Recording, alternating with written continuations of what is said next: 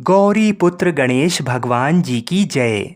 बोलिए श्री लक्ष्मी नारायण भगवान जी की जय।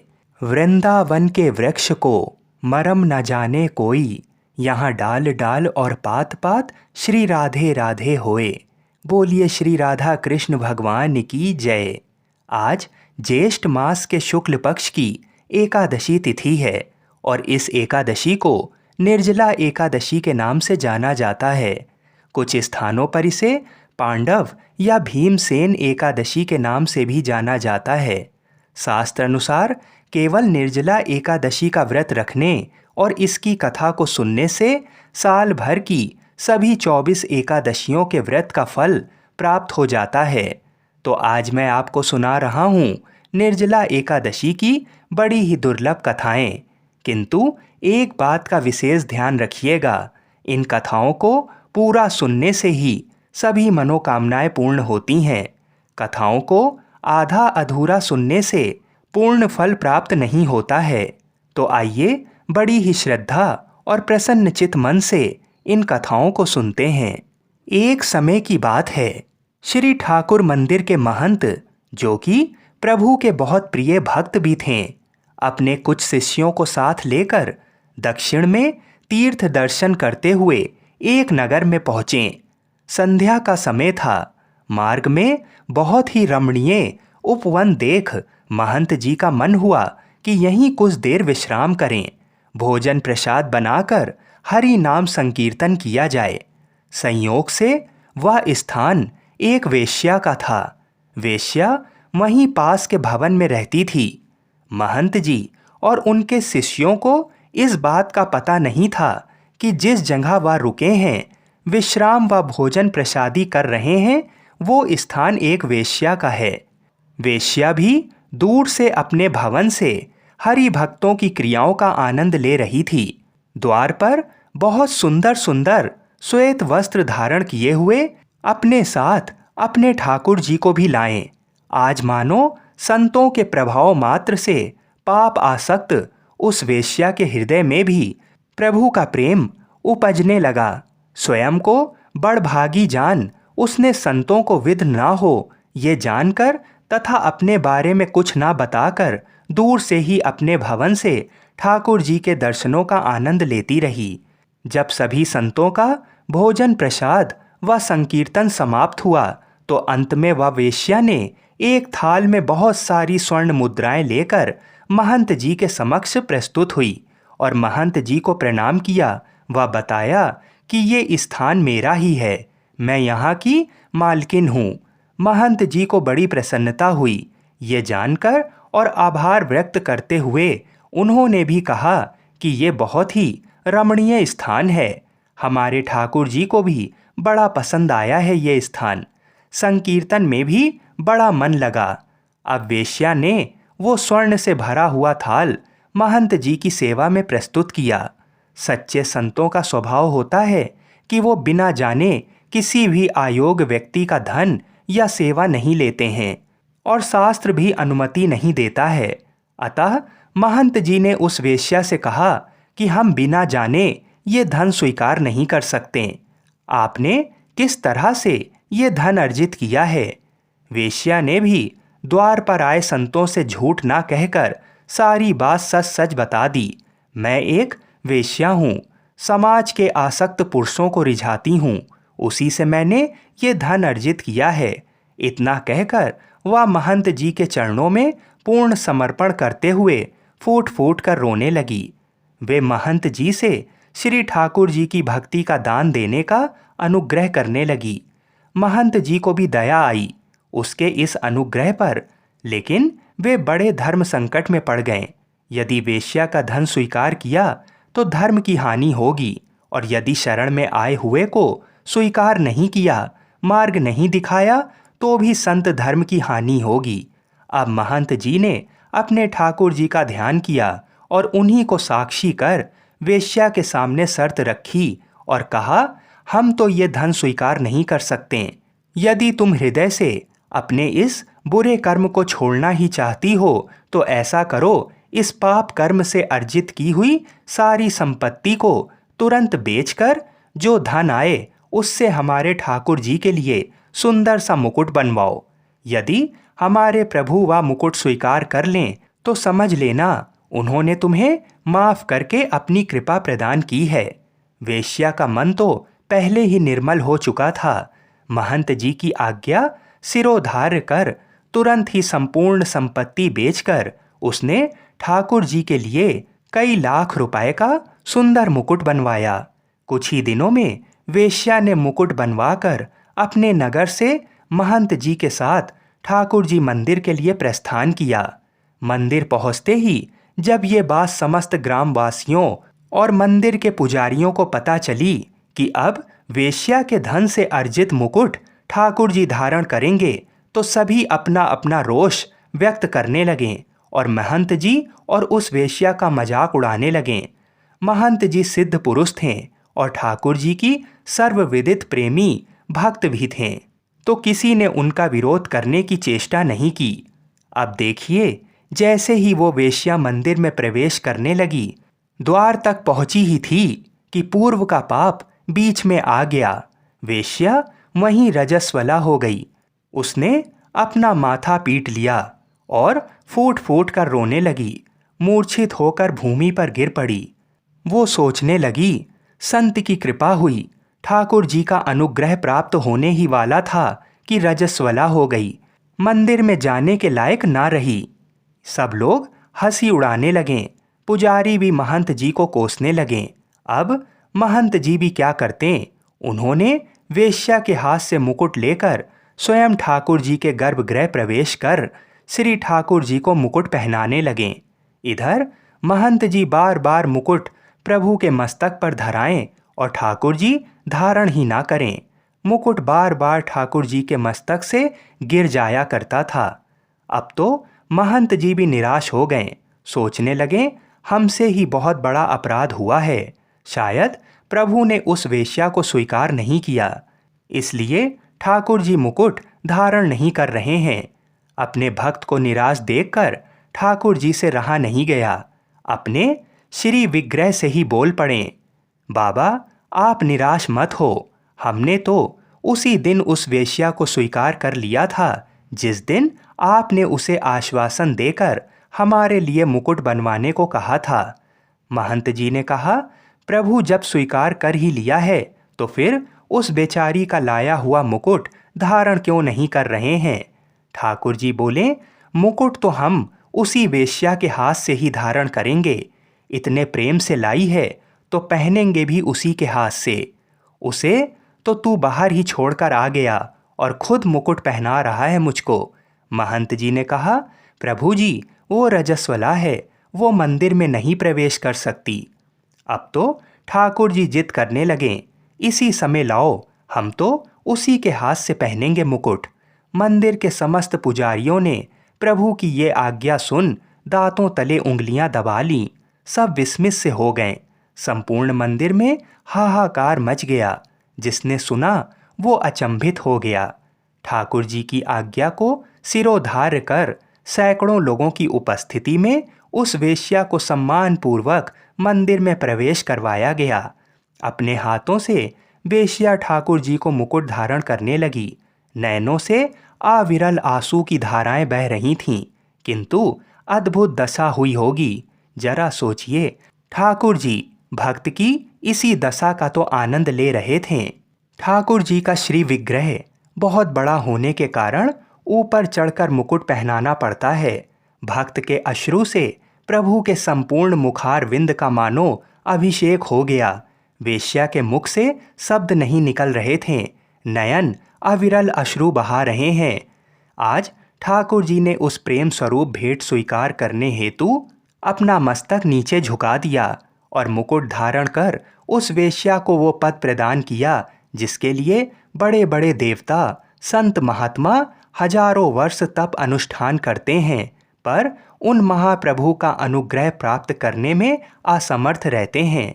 दीन दयाल करुणा निधान प्रभु तक जब किसी भक्त की करुणा पुकार पहुंचती है तो अपने आप को रोक नहीं पाते और दौड़े चले आते हैं अपने भक्त के पास। बोलिए एकादशी माता की जय। एक बार माता लक्ष्मी भगवान विष्णु जी से पूछती हैं, हे स्वामी, तुलसी के पास दीपक जलाने का क्या महत्व है और रोज शाम को तुलसी के पास दीपक क्यों जलाया जाता है? इससे मनुष्य को कौन सा फल प्राप्त होता है? तुलसी के पास दीपक जलाने की विधि क्या है तथा दीपक जलाते समय कौन से मंत्र का उच्चारण करना चाहिए? कृपा कर आप मुझे विस्तार से बताइए। तब भगवान विष्णु जी कहते हैं, हे देवी, आज आपने समस्त मानव जाति के कल्याण के लिए बहुत ही महत्वपूर्ण प्रश्न किया है। आपके इस प्रश्न का उत्तर देने से पूर्व मैं आपको एक प्राचीन कथा सुनाता हूँ, जिससे आपको सभी प्रश्नों के उत्तर मिल जाएंगे। इसलिए आप इस कथा को ध्यानपूर्वक सुनिए। इस कथा को ध्यान से पूरा सुनने मात्र से ही मनुष्य को 100 वर्षों तक तुलसी के पास दीपक जलाने का पुण्य प्राप्त होता है। फिर माता लक्ष्मी कहती हैं, हे स्वामी, मैं इस कथा को सुनने के लिए उत्सुक हूँ। कृपा आप इस कथा को सुनाना प्रारंभ कीजिए। तब भगवान विष्णु माता लक्ष्मी को वह कथा सुनाने लगते हैं। हे देवी, पूर्व काल की बात है।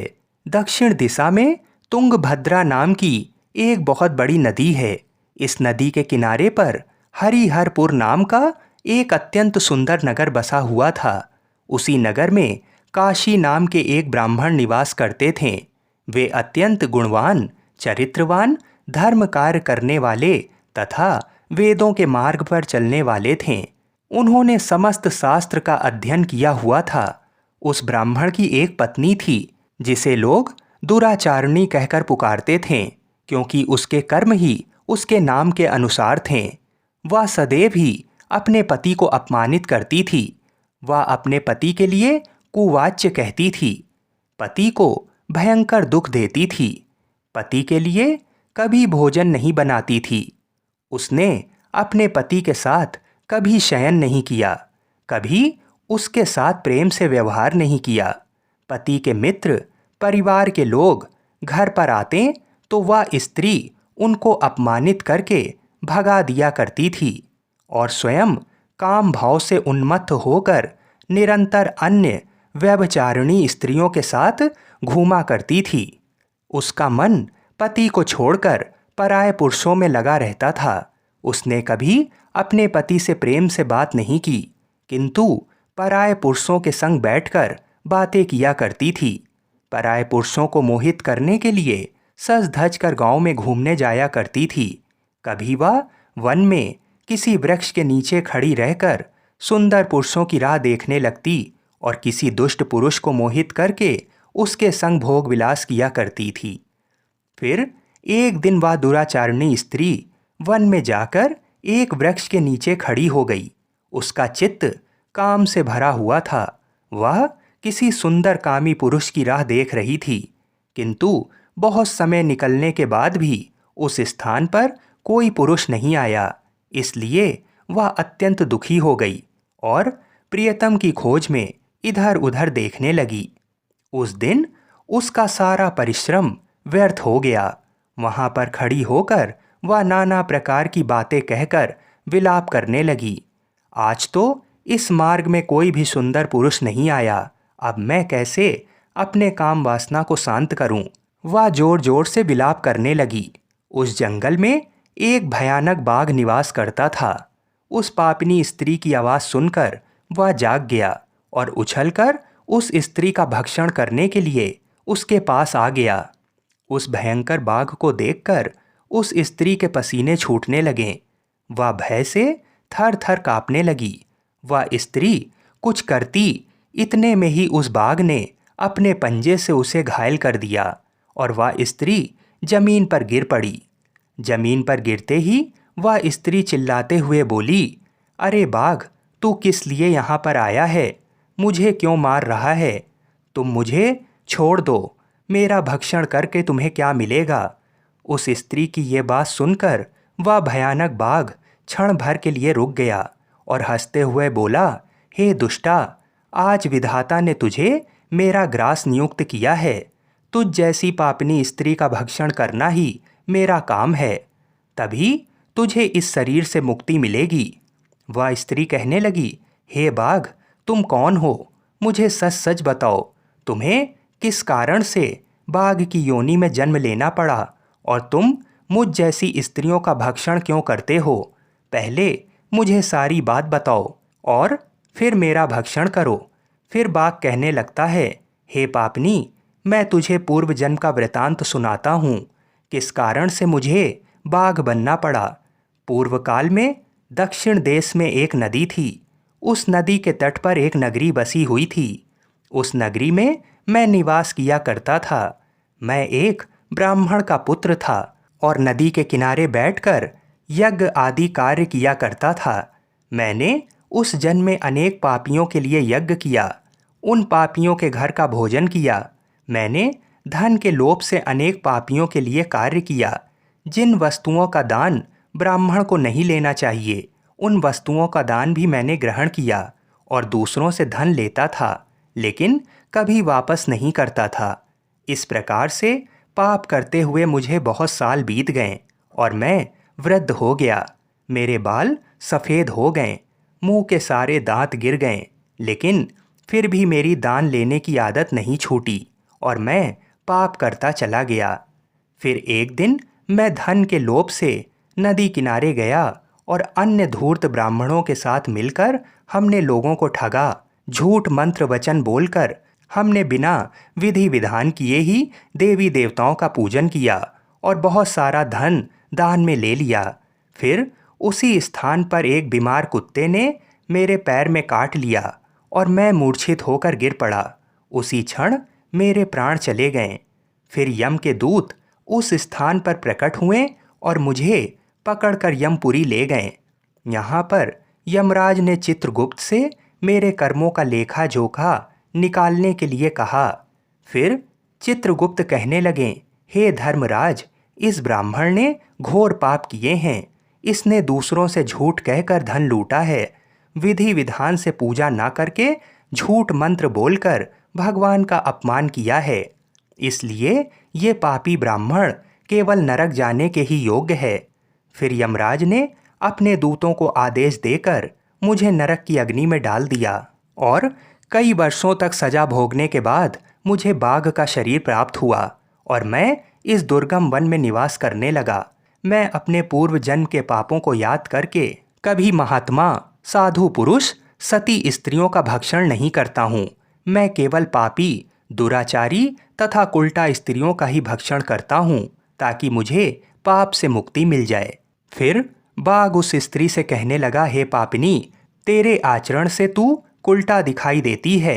अपने पति को छोड़कर तू इस वन में अन्य पुरुषों के साथ भोग विलास करने के लिए आई है, इसलिए आज तू मेरा ग्रास अवश्य बनेगी।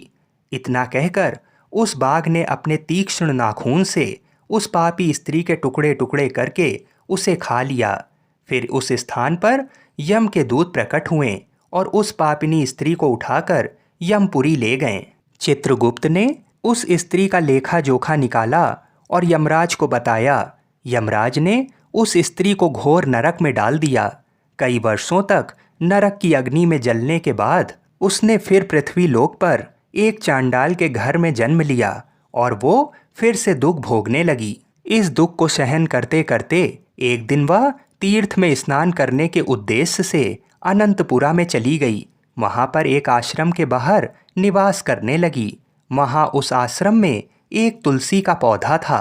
अन्य स्त्रियों को वहाँ पर तुलसी के पास दीपक जलाते हुए देखकर उस पापी स्त्री ने भी वही किया। उसने तुलसी के पौधे के पास एक दीपक जला दिया।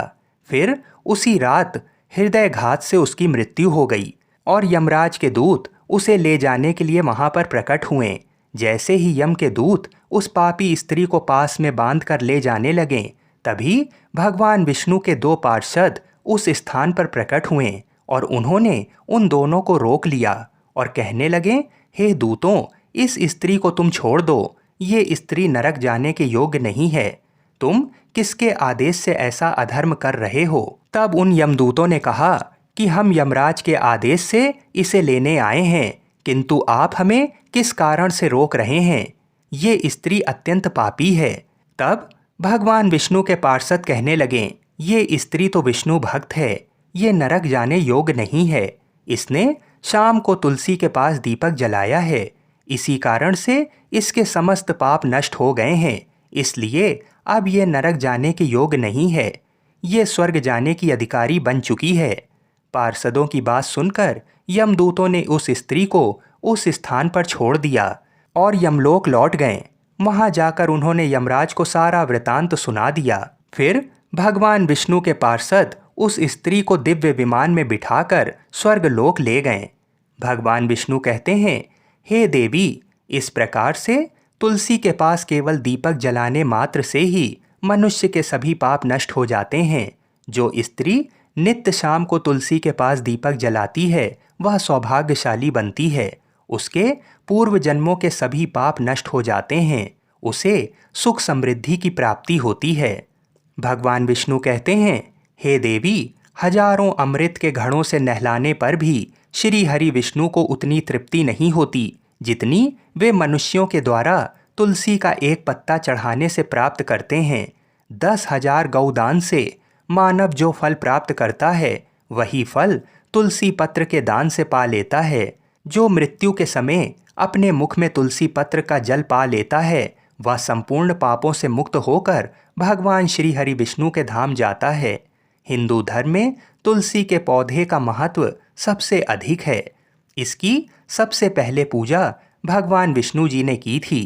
भगवान विष्णु कहते हैं, जिस प्रकार से देवी लक्ष्मी से वैकुंठ को ऐश्वर्य प्राप्त है, उसी प्रकार से वैकुंठ में तुलसी के कारण ही पवित्रता प्राप्त है। पृथ्वी लोक पर जिस स्थान पर भी तुलसी का पौधा होता है उस स्थान पर कभी बुराई का वास नहीं होगा। ऐसा स्थान सबसे अधिक पवित्र होगा।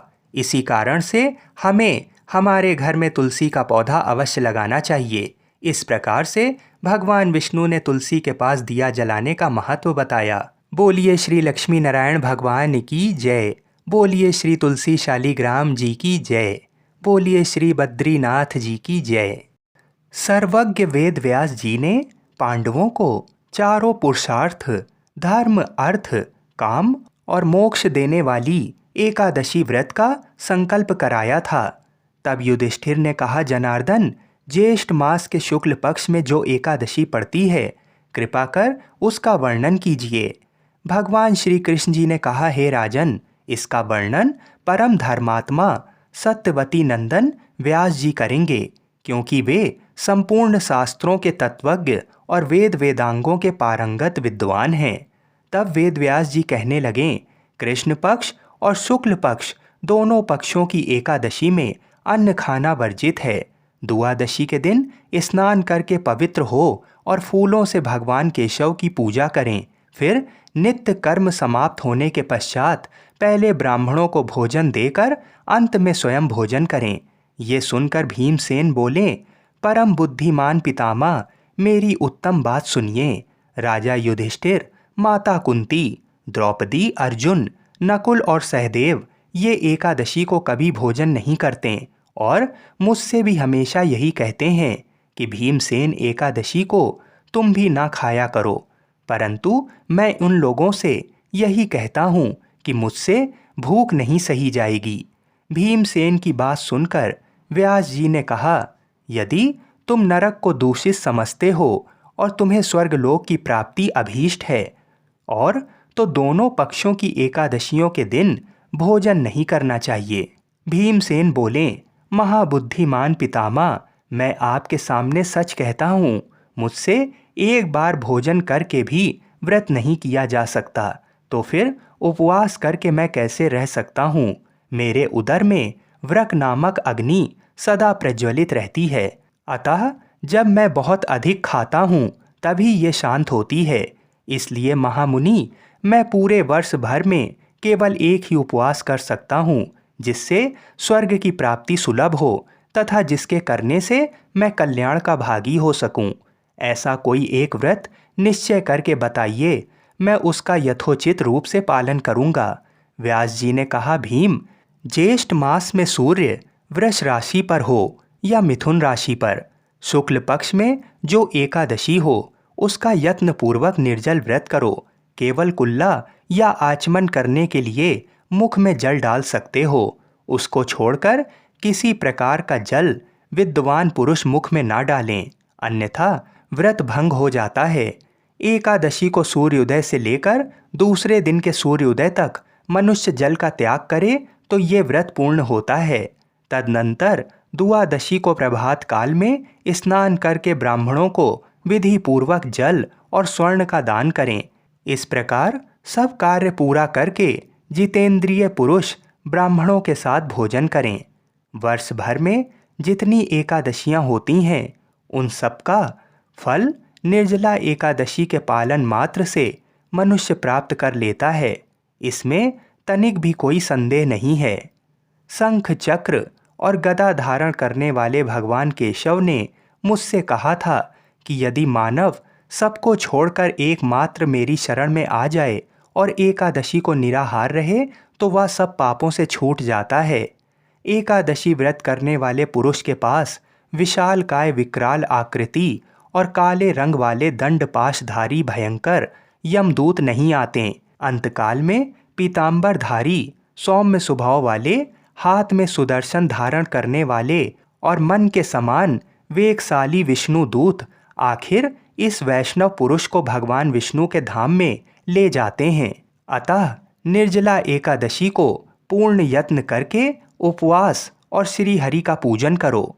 स्त्री हो या पुरुष, यदि उसने मेरू पर्वत के बराबर भी महान पाप किया हो तो वह सब इस एकादशी के व्रत के प्रभाव से भस्म हो जाते हैं। जो मनुष्य उस दिन जल के नियम का पालन करता है वह पुण्य का भागी होता है। उसे एक एक प्रहर में कोटि कोटि स्वर्ण मुद्रा दान करने का फल प्राप्त होता है। मनुष्य निर्जला एकादशी के दिन स्नान दान, जप होम आदि जो कुछ भी करता है वह सब अक्षय होता है। ये भगवान श्री कृष्ण जी का कथन है। निर्जला एकादशी को विधि पूर्वक उत्तम रीत से उपवास करके मानव वैष्णव पद को प्राप्त कर लेता है। जो मनुष्य एकादशी के दिन अन्न खाता है वह पाप का भोजन करता है।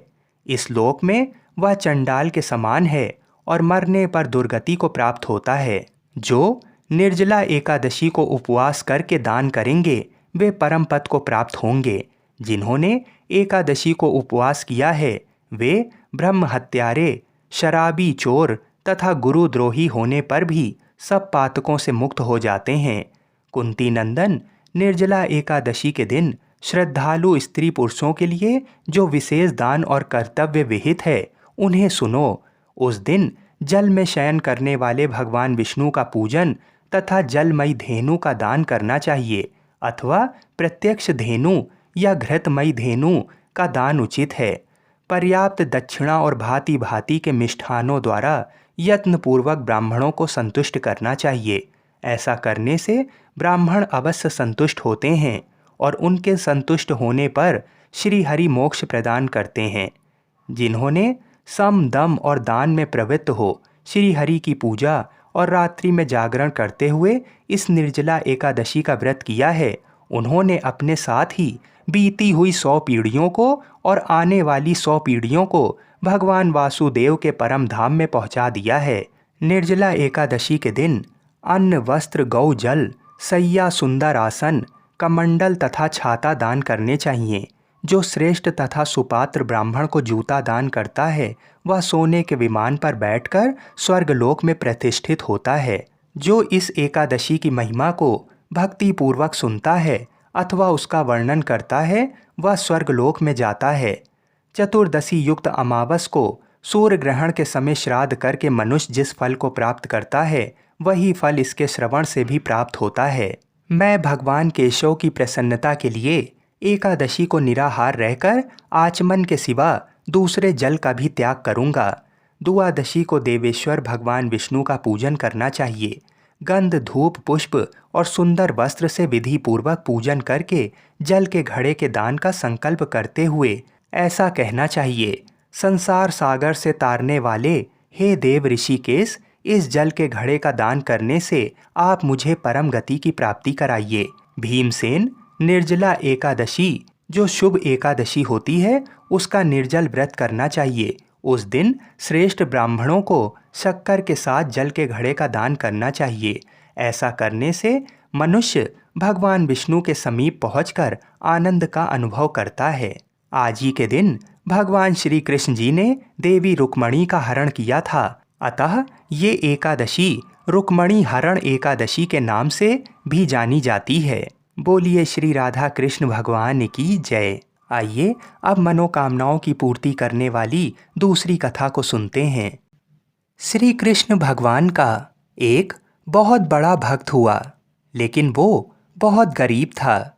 एक दिन उसने अपने शहर के सबसे बड़े गोविंद गोधाम की महिमा सुनी और उसका वहाँ जाने का मन उत्सुक हो गया। कुछ दिन बाद जन्माष्टमी आने वाली थी। उसने सोचा, मैं प्रभु के साथ जन्माष्टमी गोविंद गोधाम में मनाऊंगा। गोविंद गोधाम उसके घर से बहुत दूर था। जन्माष्टमी वाले दिन वो सुबह ही घर से चल पड़ा। उसके मन में भगवान श्री कृष्ण को देखने का उत्साह और मन में भगवान के भजन गाता जा रहा था। रास्ते में जगह जगह लंगर और पानी की सेवा हो रही थी। वो ये देखकर बहुत आनंदित हुआ कि वाह प्रभु, आपकी लीला! मैंने तो सिर्फ सुना ही था कि आप गरीबों पर बड़ी दया करते हो। आज अपनी आँखों से देख भी लिया। सब गरीब और भिखारी और आम लोग एक ही जगह से लंगर प्रसाद पाकर कितने खुश हो रहे थे। भक्त बैलगाड़ी में बैठा ही देख रहा था। उसने सबके देने पर भी कुछ नहीं लिया और सोचा, पहले प्रभु के दर्शन करूंगा, फिर कुछ खाऊंगा, क्योंकि आज तो वहाँ गरीबों के लिए बहुत प्रसाद का इंतजाम किया होगा। रास्ते में उसने भगवान के लिए थोड़े से अमरूद का प्रसाद लिया और बड़े आनंद में था भगवान के दर्शन को लेकर। भक्त इतनी कड़ी धूप में भगवान के घर पहुंचा और मंदिर की इतनी प्यारी सजावट देखकर भाव विभोर हो गया। भक्त ने फिर मंदिर के अंदर जाने का किसी से रास्ता पूछा। किसी ने उसे रास्ता बता दिया और कहा, ये जो लाइनें लगी हुई हैं, आप भी उस लाइन में लग जाओ।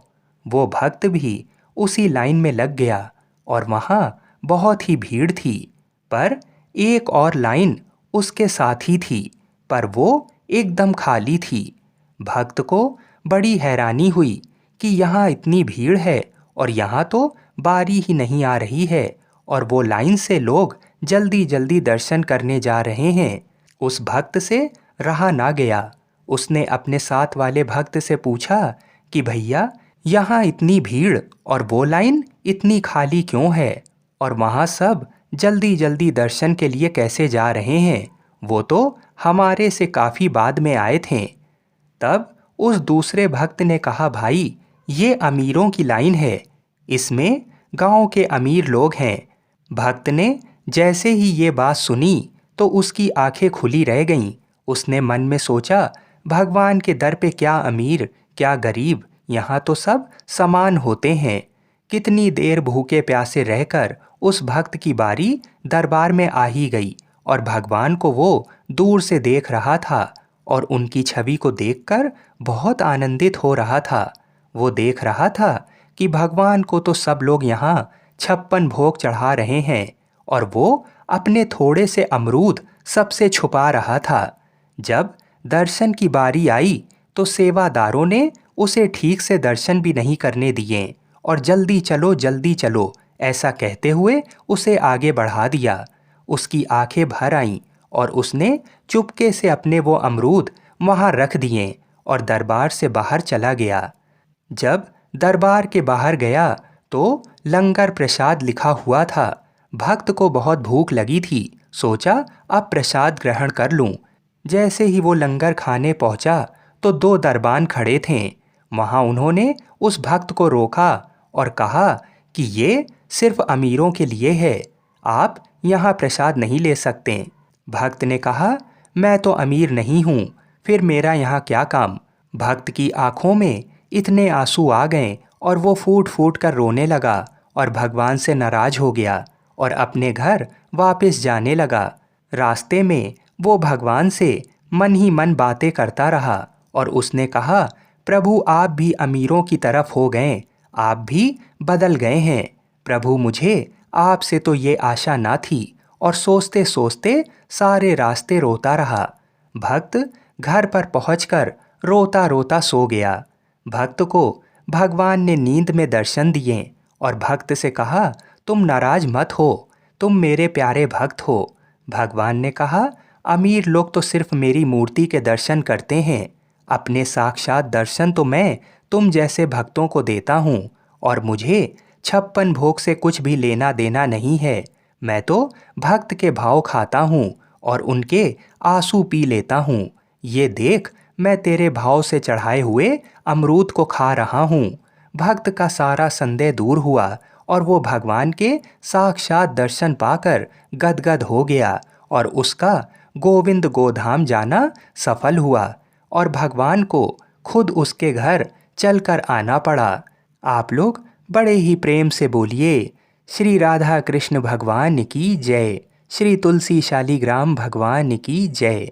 एक संत बरसाने में रहते थे और हर रोज सुबह उठकर यमुना जी में स्नान करके राधा जी के दर्शन करने जाया करते थे। ये नियम हर रोज का था। जब तक राधा रानी के दर्शन नहीं कर लेते थे, तब तक जल भी ग्रहण नहीं करते थे। दर्शन करते करते तकरीबन उनकी उम्र 80 वर्ष की हो गई। वे संत रोज की तरह सुबह उठे और यमुना में स्नान किया और राधा रानी के दर्शन को चले गए। मंदिर के पट खुले और राधा रानी के दर्शन करने लगे। दर्शन करते करते संत के मन में भाव आया कि मुझे राधा रानी के दर्शन करते करते आज 80 वर्ष हो गए, लेकिन आज तक राधा रानी को कोई भी वस्त्र नहीं चढ़ाया। लोग राधा रानी के लिए कोई नारियल लाता है, कोई चुनरिया लाता है, कोई चूड़ी लाता है, कोई बिंदी लाता है, कोई साड़ी लाता है, कोई लहंगा चुनरिया लाता है, लेकिन मैंने तो आज तक कुछ भी नहीं चढ़ाया है। ये विचार संत जी के मन में आया, जब सभी मेरी राधा रानी के लिए कुछ ना कुछ लाते हैं, तो मैं भी अपनी राधा रानी के लिए कुछ ना कुछ लेकर जरूर आऊँगा, लेकिन क्या लाऊं जिससे मेरी राधा रानी खुश हो जाएं। तो संत जी ये सोचकर अपनी कुटिया में आ गए। सारी रात सोचते सोचते सुबह हो गई। फिर वे उठकर स्नान किया और आज अपनी कुटिया में ही राधा रानी के दर्शन पूजन किए। दर्शन के बाद बाजार में जाकर सबसे सुंदर वाला लहंगा चुनरिया का कपड़ा लाएं और अपनी कुटिया में जाकर ही अपने ही हाथों से लहंगा चुन्नी को सिला और सुंदर से सुंदर उस लहंगा चुनरिया में गोटा लगाया। जब पूरी तरह से लहंगा चुन्नी को तैयार कर लिया, तो मन में सोचा कि इस लहंगा चुनरिया को अपनी राधा रानी को पहनाऊंगा तो बहुत ही सुंदर मेरी राधा रानी लगेंगी। ये सोच करके आज संत जी उस लहंगा चुन्नी को लेकर राधा रानी जी के मंदिर को चले। मंदिर की सीढ़ियाँ चढ़ने लगें और अपने मन में सोच रहे थे कि आज मेरे हाथों के बनाए हुए लहंगा चुन्नी राधा रानी को पहनाऊंगा तो मेरी लाडली खूब सुंदर लगेंगी। ये सोच कर ही वे जा रहे थे। इतने में ही एक बरसाना की लड़की आई और बाबा से कहती है, बाबा आज बहुत ही खुश हो, क्या बात है, मुझे भी बताओ। तब बाबा ने कहा कि लाली, आज मैं बहुत खुश हूँ। आज मैं अपने हाथों से राधा रानी के लिए लहंगा चुन्नी बनाया है। इस लहंगा चुन्नी को राधा रानी जी को पहनाऊंगा और मेरी राधा रानी बहुत सुंदर दिखेंगी। तब उस लाली ने कहा, बाबा मुझे भी दिखाओ कि आपने कैसा लहंगा चुन्नी बनाया है। लहंगा चुनरिया को देखकर वो लड़की बोली, अरे बाबा, राधा रानी के पास तो बहुत सारी पोशाकें हैं, उन्हें पहनाकर आप क्या करोगे? इससे अच्छा तो आप मुझे ही दे दो। तो महात्मा बोले कि बेटी, तुमको तो मैं दूसरी बाजार से दिलवा दूंगा, ये तो मैं अपने हाथ से बनाकर राधा रानी के लिए लेकर आया हूँ, तुमको और कोई दूसरी दिलवा दूंगा। लेकिन उस छोटी सी बालिका ने उस महात्मा का दुपट्टा पकड़ लिया और कहने लगी, बाबा ये मुझे दे दो। पर संत भी जिद करने लगे कि मैं तुम्हें दूसरी दिलवा दूंगा।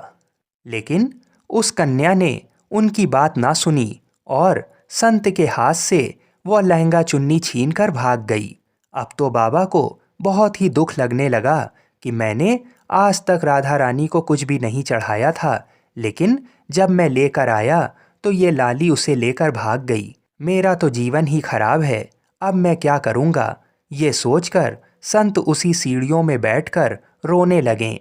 इतने में कुछ अन्य संत वहाँ आए और पूछा, क्या बात है बाबा, आप क्यों रो रहे हैं? तो बाबा ने उन संतों को पूरी बात बताई। संतों ने बाबा को समझाया और कहा कि आप दुखी मत हो, कल दूसरी लहंगा चुन्नी बनाकर राधा रानी को पहना देना। चलो राधा रानी के दर्शन तो कर लो। इस प्रकार संतों ने बाबा को समझाया। बाबा मनी मन सोच रहे थे कि हो सकता है कि मुझसे कोई गलती हो गई होगी, जिससे लगता है कि किशोरी जी की यही इच्छा थी। शायद राधा रानी मेरे हाथों से बनी पोशाक पहनना ही नहीं चाहती थीं। ऐसा सोचकर बड़े दुखी होकर जा रहे थे। थोड़ी देर बाद मंदिर में आकर राधा रानी के पट खुलने का इंतजार करने लगे। थोड़ी ही देर बाद मंदिर के पट खुले तो संतों ने कहा, अरे बाबा देखो तो, आज हमारी राधा रानी बहुत ही सुंदर लग रही हैं।